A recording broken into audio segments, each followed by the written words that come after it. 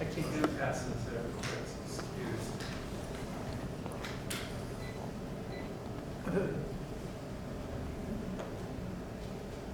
Councilmember Coffey? Yes.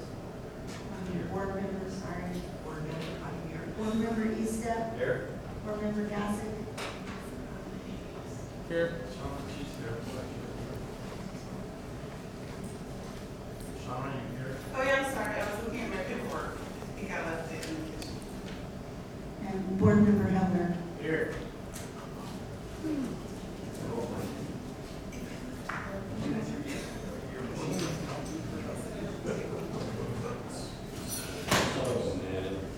I'm going to forge through as we're working out our difficulties here. So now that we've gone through that, I need a motion to approve the agenda. So I'll go with Councilman Coffey and Councilman Eastep. All in favor of approving the agenda, say aye. Aye. All opposed? The agenda is approved. Item 4, public comment. Is there anyone in the public who would wish to comment on any matters related to transportation? 3 minutes apply. Dave on 2702 McCarthy Street. On August 19, 2014, the Transportation Benefit District had a meeting, a workshop with your engineers, Gray and Osborne, and you discussed many things. So one of the main things that you discussed was the property on the corner of McNeil and Center Drive, and they explained to you that last in pays all improvements. Now that the last in is going to be developed as a storage and hardware, Gray and Osborne said that McNeil needed to be widened due to tracks, the ongoing development within the State Farm and all the other residential and commercial. So a dedicated left turn lane needs to be on both sides of McNeil. The question is that going to happen? In that same workshop, you discussed impacts from future development around the golf course. You discussed ingress and egress. This was in 2014. In 2015, the citizens came to many public hearings. The citizens were very active in the comp plan. We have repeatedly asked for a new truck route coming from exit 119 to Ponce-Silicon Road, to Wharf Road, to Powerline Road, to Center Drive, to Civic Drive. We have enough problems with truck traffic next to residential communities. Last year, this committee and as council members, you put South Loop Road as the designated truck route for future development. Please relook at that. Look at these issues that you've discussed in the past, and there's no action. Thanks. Thank you. Are there any other comments? Doesn't appear to be. So we'll move on to item 5, the action items. Item A is approving the Transportation Benefit District Board minutes from October 25th, 2016. And do we take these one at a time? Yes, please. So we'll need a motion to approve that, or is that what we're talking? Okay, so can I get a motion to approve the TP? So Councilman Coffey, Councilman Eastep, all in favor say aye. Opposed? Okay. The next item, item B, is the selection of the 2017 Transportation Benefit District Board President and Vice President. What we'll need is to have a nominee for president and a nominee for vice president. And I am under the impression and understanding that even members who are not present may be nominated for either position. So That's correct. So I would like to first present this to our board members and see if there is a nomination for president. Board member Gassick. I'd like to nominate you for president. Michael Gorski. Is there a second seconded by Board Member Helder? Are there any other nominees?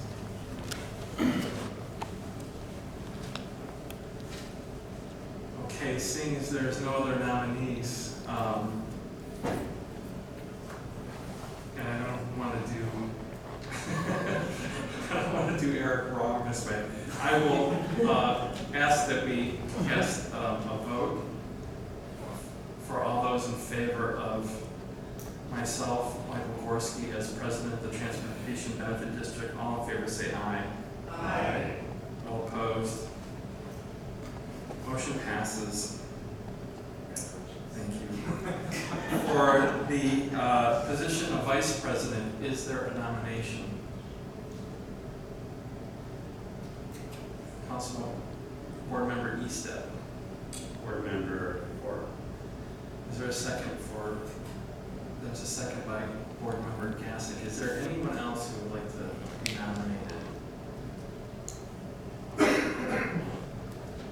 Seeing none, all in favor of retaining Vice President Court, please say aye. Aye. All opposed? Motion passes.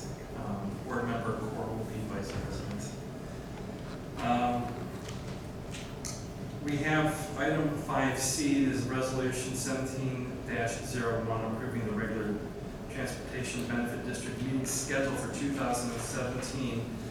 Please look at your packet and review if you have not already. And if there's any discussion on this item, please feel free to share that with the board now.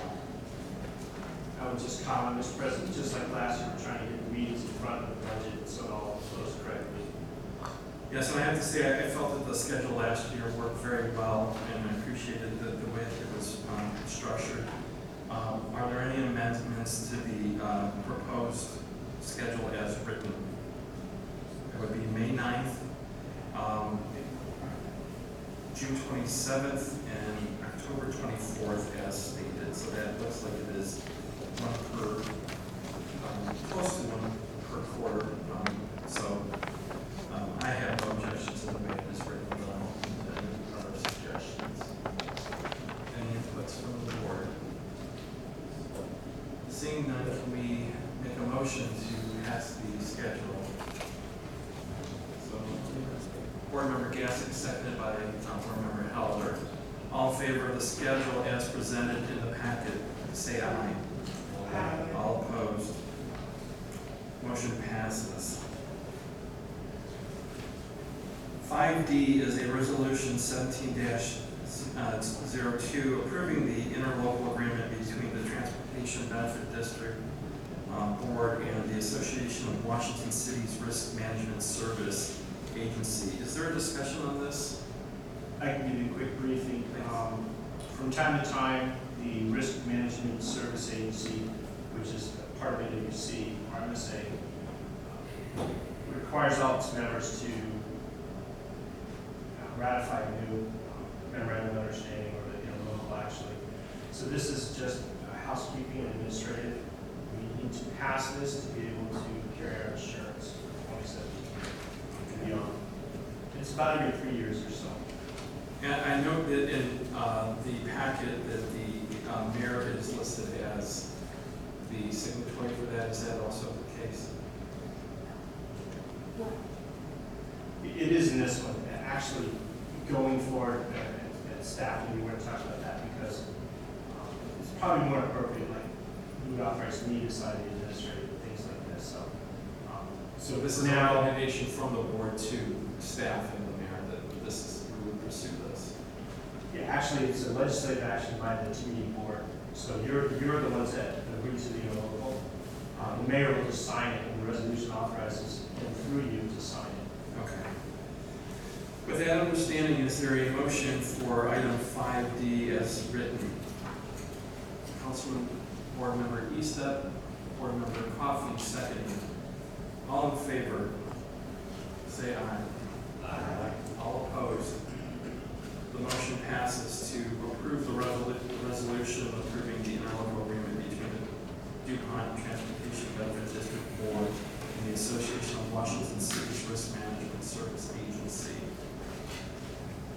We move on now to item 6, it's discussion items, and listed in the agenda is future transportation improvement projects. And I'll turn this over to Mr. Lynn for his inputs.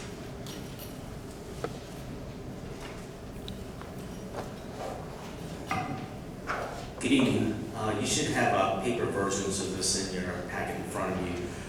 Some of these items are some of the discussions we had prior to scheduling the Transportation Benefit District tonight. This is essentially just to show some options that we have out there for some of the discussion items. It's not necessarily all-inclusive, but these were the ones that were identified at that point in time. This is an informational brief, but for scheduling and other things, I will be submitting a 6-year transportation improvement plan. This is something I do every year, and some of the items that you've shown on here, that are shown on here, will be going on to that 6-year TIP. These 4 items were the items being reviewed. I do have some graphics in here. My intention is to go through some of these graphics, just explain it, and then I'll probably come up with some preferred options. So this first topic here is related to the roundabout at McNeil and Ridgeview. The concept here is some of the lines that are being shown on here is and we'll see it through the rest of the graphics. You see a truck and trailer starting off on McNeil and then making this turn. The model is for a 50-foot truck, a 50-foot trailer. What we found is that once the trailer gets longer, specifically 65 feet, it can't make this turn. And that's what we're seeing with some of the ruts occurring in this area over here where they can't make the turn. So here's one option. This option I call essentially shrinking the inside of the donut. So the idea would be to decrease the center.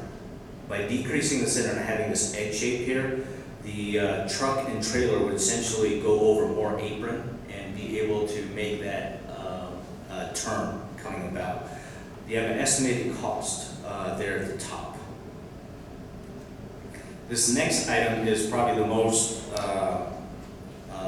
things that will change on here. I don't recommend this one. This essentially changes it into a regular 3-way turn, but there's a lot of moving parts on this one. But in essence, we essentially remove all components of the roundabout. That includes that center component, as well as all these islands, triangle islands that are over here. We have cross-hatching this area right here, put up stop signs and yield markers. This is probably the one that has the most amount of changes through it and have the most amount of moving parts. I would not recommend this option. This option here is conceptually, if you can think about it, if you're a truck and you want to make the left turn, essentially being able to turn along this path right here. The challenge with this is essentially putting up signage so that one, the driver knows that this is available, then 2, essentially signage on this side, then 2, signage on this side, essentially saying yield to oncoming trucks. That's going to be the challenge of this one with possible confusion. What we'd end up also doing is removing some of the triangular components within this area. So those, essentially, I'm just going to run through those are the 4 options at McNeil and Center. My recommendation would be to pursue changing the inside of the roundabout and making it smaller, changing it to the apron type. Moving on to the next topic. The topic is being able to take all the traffic lights on Center Drive. What you have here in your graphic is where these traffic lights are shown. I do have one over here at Barksdale, but the concept is to have them be all interconnected. So conceptually, if you can picture it, if during the rush hour period we maximize the amount of time the light on Center Drive stays green, because presently any vehicle that comes up against any one of these cross intersections, that engages the intersection to turn red. So conceptually is taking wireless components and integrating the system. This is a pretty much, it's not something that we can actually do over time. It's pretty much an all or nothing concept. Difficulty with this one is the existing controllers. If you can picture it, someplace at the intersection, there is a metal box that has the controllers. All those will have to be upgraded. So this is pretty much, if you do this, we have to do it all at the same time. Yeah, if I might just add something here. I also think this is, we're not ready to propose this because we haven't done a study, but I think traffic has significantly changed since all this was installed.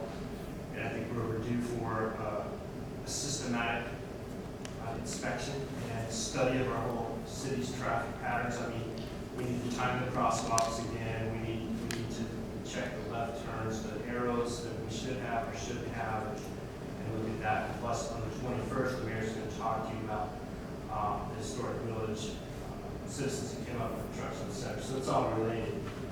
However, this is one piece that we can do apart from that.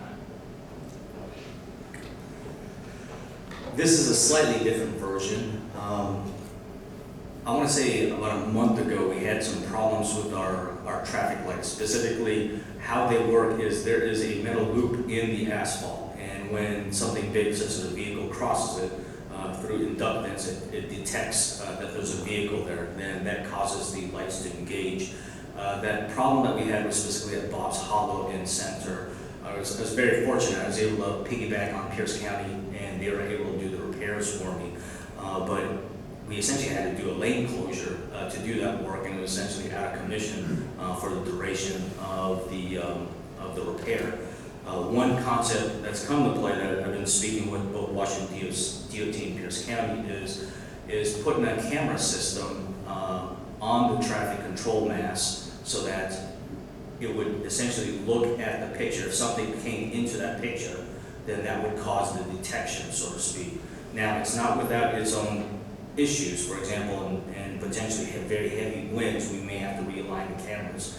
But in that situation, I'd be essentially bringing Washington DOT and their bucket trucks to realign cameras or replace cameras, as opposed to removing a loop inside the ground and then replacing it. So the benefit to this is we can do this over time. We actually have an intersection that has these cameras already. It's over there where you would go into Amazon warehouse from the intersection. The concept with this would be, the advantage would be if we had to do repairs to our detection systems, it can be done without an extensive lane outage. So that's the concept behind this one. And one last point too on this, because I'm sure citizens will ask you, in no way can these be used openly or secretly for red light cameras, speeding, anything like that. But this is not that at all. This is all about control of the light head. Sorry. Oh. We have a question from Oh. So just to follow up on that, is there any storage at all? Any storage capability, or is it all just sensory to those cameras? To my knowledge, go It's ahead. purely detection. Yeah, to my knowledge, there's no storage at all. And then second question on the modernization slide. So 240,000, 8 cameras, 30,000 per intersection. That's not including the one that already has one. Right. And then plus the one on IXF 119. So those are the additional 8. Correct. We have a total of 9, and without the one at Amazon, that's how I came up with the 8. One's already done.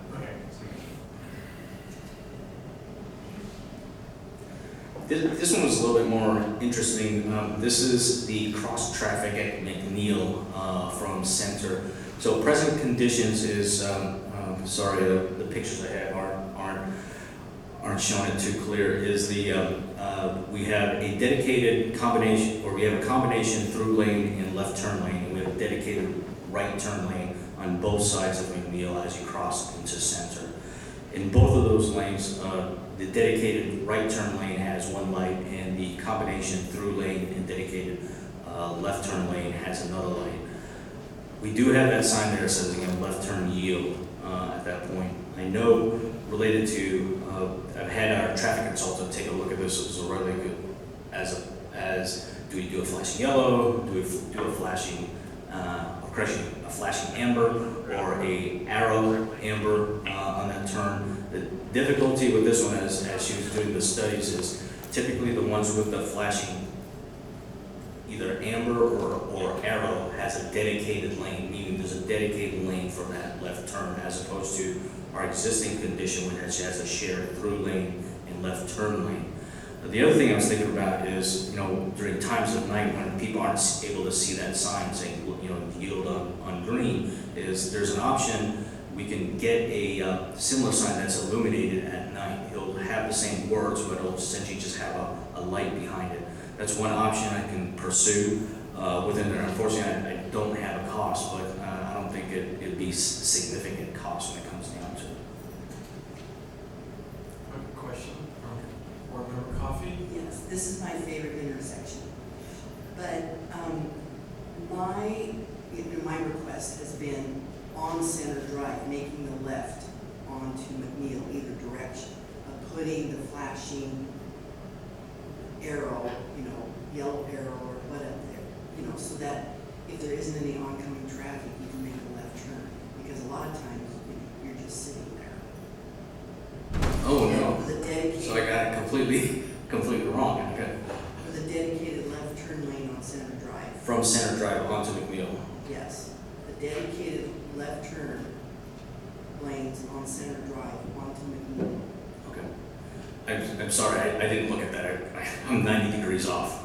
Yeah, but there's still Right. merit to this, because one thing I don't understand, and I would investigate, for the top photo with the arrow for proceeding through the intersection and making the left-hand turn, I would presume that to be a dedicated only left turn lane, and then the lane next to it would be, there's no reason to have a dedicated right turn lane, so to speak. So that would be the through intersection lane, in my opinion. Essentially, Yeah. the through lane here is shared with the Right. dedicated right lane. This becomes a dedicated left turn lane. Right. But if you go across the intersection, that right lane does not align. Yeah, but you can still do it through markings, because there are intersections that will have a broken dash line that would alert the driver that there's a jog that you'd have to take. But I think it just makes more sense for the traffic that needs to get towards I-5 and the freeway would be dedicated on a left turn lane. No, I agree with you. Because I've done that, I've been in the right lane and I've gone straight across. Really?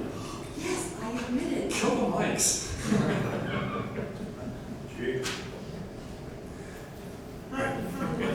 I go. I can look at it, both the full intersection. Right, yeah, I think, because, there's gonna be, I think in any town, there'd be a learning curve. We're a small town, but I can tell you that there's flashing ambers on red in Kirkland and Bellevue, and it's unnerving at first, because your initial inclination is just to, jump that light when it goes flashing amber on the left. But the people sitting in the lanes next to you still have a red. But that means the through traffic is coming through. So, how we would have signage and handle that, we would have to pay due care. But, I would recommend, even if we want to make the flow around this choke point, as said, change it 90 degrees, for the amber to get onto McNeil from, Center Drive, but also consider making that a dedicated left, because I believe I would do the same thing then if it's mirrored on the other side, that the left lane would be dedicated. I just never understood this one makes no sense, because if you're behind someone doing the left, you have to wait for them to clear to get right away, because the other cars next to you then can proceed right, which never really makes sense. But I mean, it makes sense in that you don't want two cars in both lanes going across the intersection simultaneously. But what you want to do is choose one or the other. And I think choosing a left lane would be better. But then I would also get the input of our police departments and our police professionals who deal with traffic ordinances daily to see if this is a workable solution as well. Right. I'll take a look at this intersection all the way around, as opposed to just McNeil crossing over. Yeah, because I think there's upside on And that's all I have. that. I do have a question going back to, and, okay, I'm sorry, let me get Councilman and Board Member Westman's question first. He's been put upon the whole meeting. Thank you. I have noticed that there's been numerous accidents at that particular intersection. And it has to do, it appears to me anyhow, the confusion having to do with going straight and turning. So if we could evaluate those accidents and determine if the way by which we're talking tonight would actually alleviate the potential for those in the future.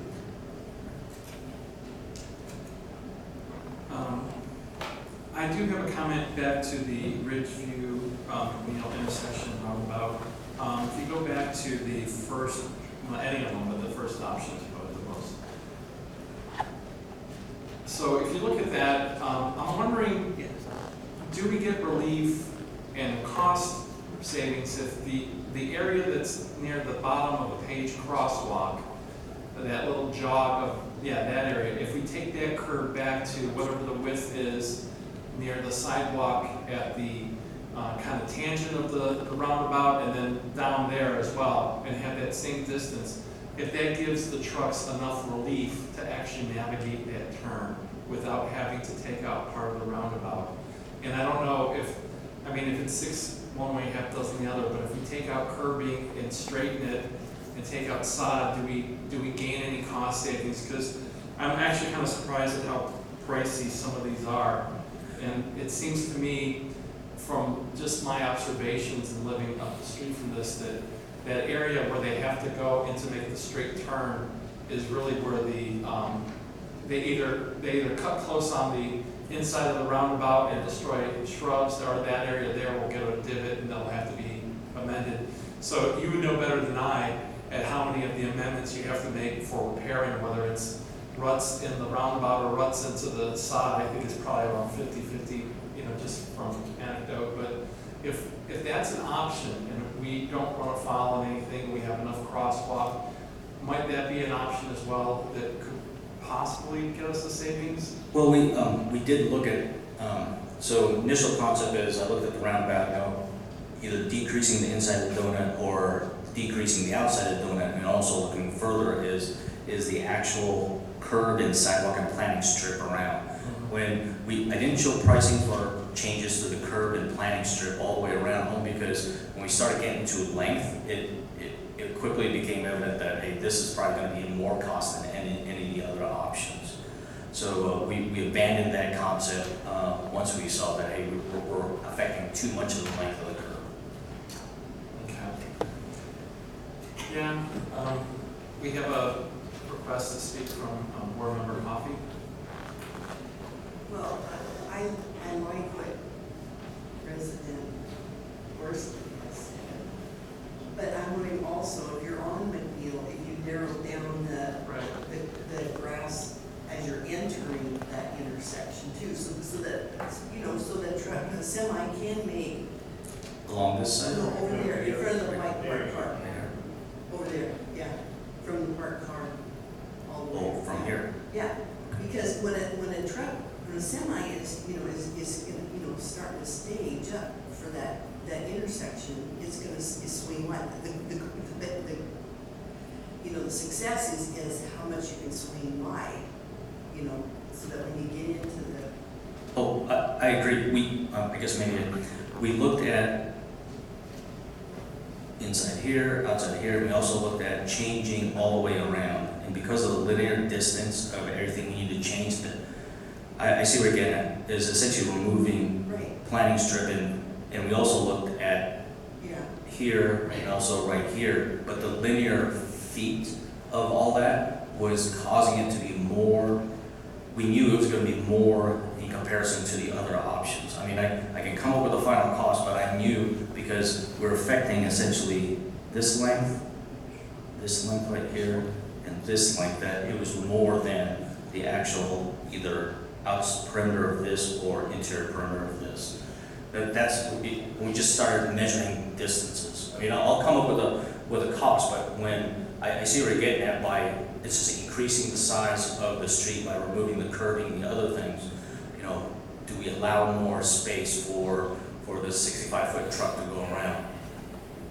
I didn't come up with the final answer because when you're seeing the total linear foot of adjustments that had to happen, that we suspected it was gonna be one of the more expensive options. But what I'll do is I'll take that equation further out and show you, okay, here's what the impacts are. I see where you're getting at, so I can come up with another option that says, since you remove this, or decrease the space here and also here, by essentially making the street itself wider by taking those cuts out. The end result is I'm removing the curb, shrinking the planting strip, and putting a new curb there up against the sidewalk. So that's a concept we're looking at, I just didn't have the final number. Thank you. Board Member Eastet. Is this the most preferred route up to Hoffman Hill? I mean, is anybody taking McNeil or Hoffman Hill Boulevard? Or is this where all the trucks end up? That's how they navigate their way up there? From what I understand, the trucks that go through here and get in trouble, so to speak, are trying to get on Ridgeview. I don't think we're having problems at Hoffman Hill. We haven't had any issues. That one, the biggest issue is that is a, I guess, lack of a better term, regular intersection that they can make the turn. This one is now they're going over a roundabout and not being able to either go over the apron and now going into the curb and planting strip. So is there a way to direct them that way, and then perhaps they can exit down Ridgeview? I don't know if the right-hand side is or the right turn is restrictive to them. Perhaps if there's cars parked where that white one is, I don't know. But I mean, I'm just looking at cost and why was it designed this way in the first place? How have trucks been getting up there years past? I mean, I know that there's damage that's occurring, and that's what probably drove this, but for $44,000, perhaps direct them a different way. Sure. One option we did think about is putting a truck sign, truck route right there at the intersection of Hoffman Hill Boulevard. But what's the polite way of saying this? I always have to prepare for the least skilled driver and least attentive driver. So someone ends up at the end of the road no matter what from that point. So we did look at that option. If that's an option we want to pursue, that's probably definitely the least cost above the do nothing option. I mean, that's just planting a sign on the ground. That's about $50. But I would actually challenge that to say that it's probably a little bit more involved because there's that ridiculous curve on Hoffman Hill Boulevard that should be removed, that has no business being there in the first place. That's my 2 cents editorializing. But that was a point of contention for people going down Highland, and for whatever reason, the council acquiesced in 2007. But that curb does get struck by cars and trucks going up the hill, and I think that the police can attest to that as well. So unless we want to put a Jersey barrier there, which I would be more in favor of do, so we can live with that. Don't mind me, I just have a strong opinion on this. And this is kind of highlighting the problem we have with DuPont, that when we as council and past councils just take at face value what a developer comes in and tells us to do. We get this, and we get Highland, and we get curbs in the middle of the road that are ridiculous, and we get closed access to the historic village for other reasons. So these are the things we really have to be critical on, because the flow of traffic through town, there will be trucks that go through, absolutely go through there. And I see, and these are not just semis that are hauling logs, these are moving vans. So they have the largest capacity trailers on the road, and they're going down our side streets.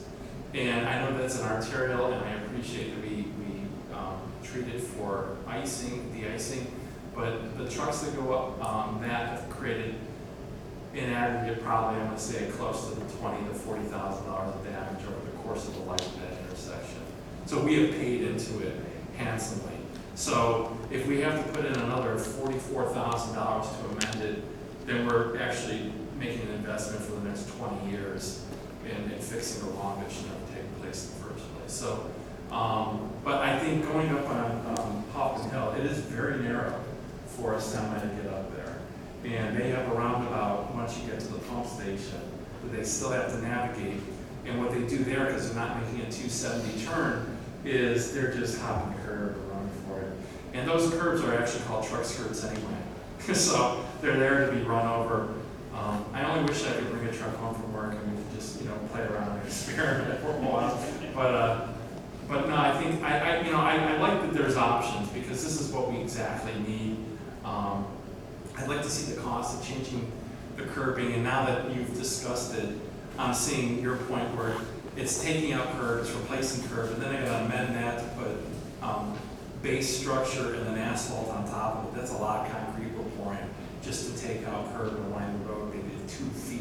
So when we do that, we'll have to be conscious as a board that we may be spending $60,000, $80,000 to take out 2 feet of road that's maybe about 150 linear yards. So I don't know what the answer is at this point, but I like that we have options, and this is something that we should keep in the forefront of this group.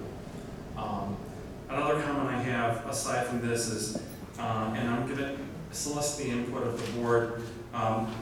Transportation right now, according to these options, are strictly for vehicle traffic, and if we have any of the ability to have any of our pedestrian traffic, meaning crosswalks and also trails or other throughways. I know that we have intrusion from some of the trees that are not making some of the paths that are used for biking as flat as they could be.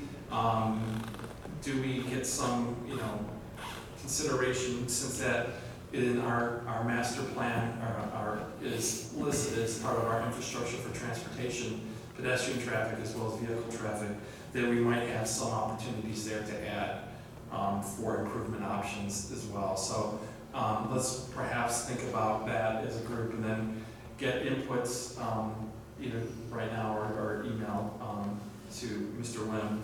But I can think of some that I would like to see done for just the walkability of our community as well, included in our transportation plan. Are there any opinions on other projects, either pedestrian or vehicle, that you may have in mind? Board Member Coffey, are you done? When would you, when were you gonna have us action on this? Let's see, at the next Transportation Benefit District, where I'd show a draft of the 6-year TIP at that point. So at that point, I'll also be able to show the other options that we discussed here. Okay, that'd be great. Because that'll give us an opportunity to move things up or down, and also talk about strategy about repaving and what studies actually we fund. Okay. Board Member Coffey. Yes, I would like to see a sidewalk installed on the west side of Center Drive from Haskell to McNeil. Where all the trees are, where the retention pond is, where the reader board sign is, that section needs, you cut down some of those trees because they're like 3 deep in there. Put a path through the trees. Sidewalk. It could even be a blacktop sidewalk, path. What? No, just cut down trees. It's a renewable resource. Grind it up, make chips and sawdust, and, it's... We'll take a look at that and come up with a preferred path and cost estimate for that area. Thank you. Thank you. Board Member Westman. Yes, and I would like to reaffirm what Councilmember Coffey has indicated there. If you go on Center during the time that the middle school has dismissed, you will see quite a number of our students that are going over onto that grassy area from Haskell on over to McNeil. And it's not necessarily the safetiest part of their walk, for sure. I thoroughly would encourage consideration of putting that sidewalk in. In my opinion, the designing and laying of cement is pretty cheap compared to the possible benefit we get from having that safety feature for those students. Are there any other comments from the board? Seeing none, I will move on to the second item of public comment. Thank you, Mr. Lynn, for your presentation and discussion. Is there a comment from the public at this time regarding the Transportation Benefit District? David Munger, 2702 MacArthur Street. When this was all set up and the $20 tabs were set up, it's in the minutes. There's only two that are still here that were there originally. They said that the Transportation Benefit District would not do studies. They would put this money, the money from the tabs, into transportation. And now we want to do sidewalks. ST3 is taking a lot of money from everybody. So please, take the tab money that you get, don't do studies, put rubber to asphalt, get traffic moving. You have this big sidewalk and tree program you're gonna do. Rent a crusher, you're gonna have all this concrete, crush it up and lay some gravel. The sidewalks, both of you board members said you want, we don't need. Please, put the money where we need it, transportation, not pedestrians. Are there any other comments? Seeing none, the next item is item 8, member comments. Are there any other further comments from the Transportation Benefit District board members? Member Coffey. I do have a question. Could, Mr. Lim, could that portion of sidewalk or pathway, whatever it's made out of, blacktop, concrete, gravel, could that be included? I mean, is it a stretch to consider it in the transportation improvement? We can include pedestrian, bike, other forms of transportation here.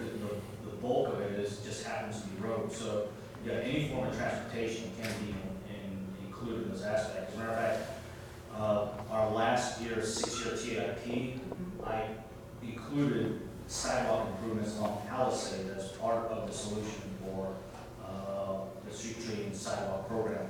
It just unfortunately it wasn't, didn't get picked up in other forms and other funding. So yes, we can include sidewalks and other forms of transportation. We can also do paths as well. Okay, thank you. Are there any other comments from the board? Seeing none, this meeting of the Transportation Benefit District for March 14, 2017 is adjourned at 6:45 p.m.